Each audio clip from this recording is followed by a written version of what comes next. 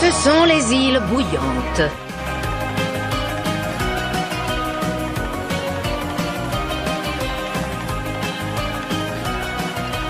Mitty Blight, est-ce que tu veux bien sortir avec moi? Oui. D'accord. J'ai grandi en croyant que tout était une occasion de justifier mon existence. Et il y a des personnes qui ne te feront pas te sentir inutile. Tu dois te laisser une chance de les rencontrer. Salut les osbiliens, ici Mr Dreams et bienvenue sur ma chaîne. L'intrus est pour moi un épisode qui mérite sa place dans mon top 15 des meilleurs épisodes de The Old House. Clairement, on apprend énormément de choses dans cet épisode. On découvre pas mal de choses et surtout, on nous montre que le monde des îles bouillantes n'est pas parfait. Et aussi qu'on peut avoir un petit côté horrifique dans cette série. Et j'ai vraiment bien apprécié. Et franchement, c'est dur à dire, mais on a eu des bons trucs dans cet épisode, clairement. Et pour terminer, on va surtout découvrir deux trucs majeurs très importants dans la série. La malédiction d'Eda, qui va poursuivre tout au long de la série. Et surtout, très important, Luz et les glyphes. Du coup, c'est parti pour la review du 4e épisode de la saison 1 de The Old House. J'ai nommé l'intrus. L'épisode commence alors que King essaye de faire apprendre à Luz, tout par rapport aux démons, tout par rapport au fait qu'il existe des démons bien plus puissants que d'autres. Et du coup, Luz, elle n'écoute pas vraiment, elle s'ennuie un petit peu, elle, ce qu'elle veut, c'est apprendre la magie. Heureusement, à cause d'une pluie bouillante, vous voyez, l'île bouillante, vous avez compris, elle est enfermée dans la maison avec Eda. Et elle veut, connaître un petit peu la magie et tout, et que son mentor lui apprenne enfin un sort. Mais ça ne marche pas, Eda n'y arrive pas, et au bout du second sort, elle finit donc par tomber dans les pommes.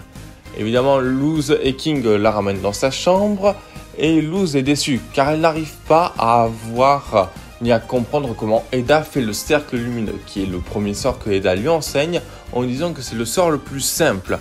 Et du coup, King a une idée pour faire en sorte que Luz apprenne un peu de la magie pour ensuite pouvoir l'écouter parler des démons et tout ça.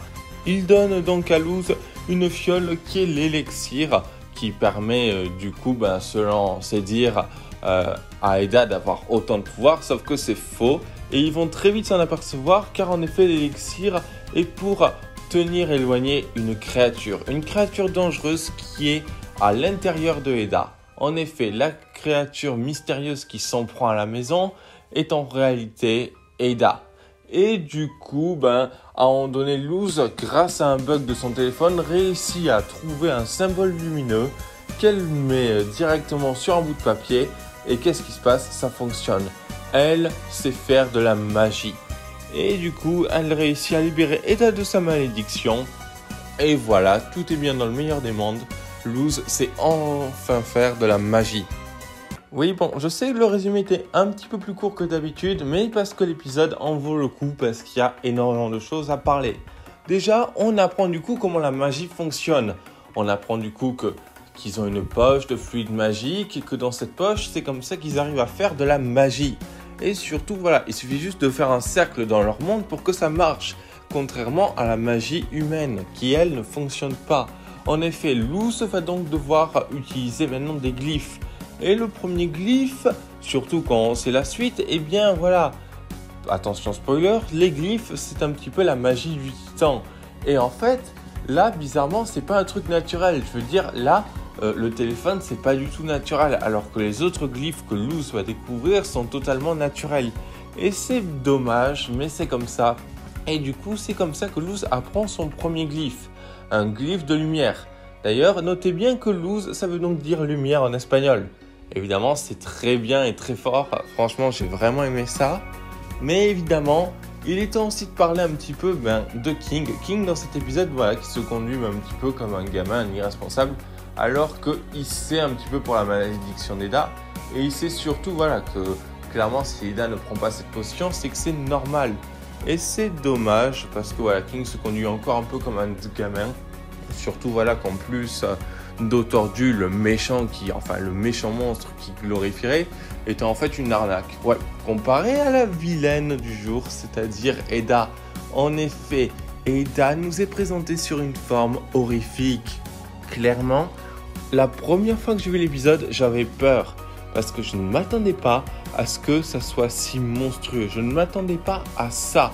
Et pourtant, en effet, derrière le corps de la Dame Chouette se cache une créature monstrueuse. Une créature dont on connaît tous l'origine si on a suivi la série et une malédiction qui va rester jusqu'à la fin de la saison. Nous donnant un nouvel arc après celui de Luz et le fait qu'elle soit humaine, on va donc avoir l'arc avec Ada et sa malédiction.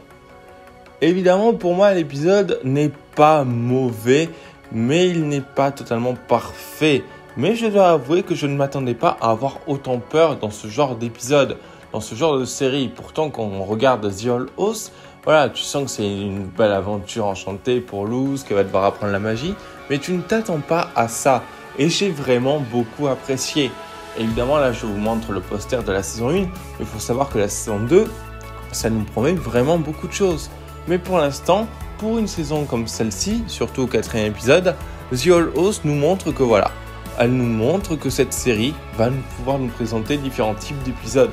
Que ce soit des épisodes un petit peu plus centrés sur nos personnages, comme des épisodes un petit peu plus humoristiques, ou des épisodes voilà, qui vont juste faire office d'épisodes voilà, pour sortir un épisode. Mais évidemment, ce n'est qu'une suite. Du coup, les Oswilliens, est-ce que vous avez aimé cette petite review sur l'épisode L'Intrus ? N'hésitez pas à me le dire en commentaire, n'hésitez pas à vous abonner, liker, commenter ou même partager aux autres fans de Losersville. Du coup, moi je vous dis à plus pour une prochaine vidéo.